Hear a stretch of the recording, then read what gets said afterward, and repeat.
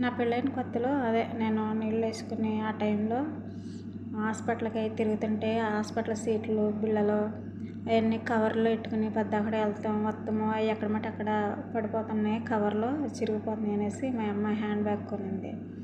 Hand బ్యాగ్లో పెట్టుకుని వెళ్ళేదాన్ని. ఒకసారి నేను హ్యాండ్ బ్యాగ్ తగిలించుకుని హాస్పిటల్కి వెళ్తుంటే ఒకరిద్దరు అన్నారు, హ్యాండ్ బ్యాగ్ తగిలించుకుంటున్నావా, చూసిన వాళ్ళు ఏమనుకుంటారు, ఉన్న వాళ్ళ పేరేమైపోవాలి, ఫలానా వాళ్ళ తాలూకి ఇలాగా అలాగా అనేసి అనుకుంటారు, హ్యాండ్ బ్యాగ్ తగిలించుకుంటున్నావు అయ్యి అనేసి అన్నారు. ఇదేంటి హ్యాండ్ బ్యాగ్ తగిలించుకుంటే అంత తప్ప అనుకొని సర్లే అప్పుడు కొత్త కదా మనకి, ఇప్పుడంటే ఎవరన్నా ఏదన్నంటే నోరేసుకుని దెబ్బలాడతాము, అప్పుడు కొత్త కదా ఎవరేమో అనుకుంటారో సర్లే ఎందుకులే అనేసి నేను మానేశాను.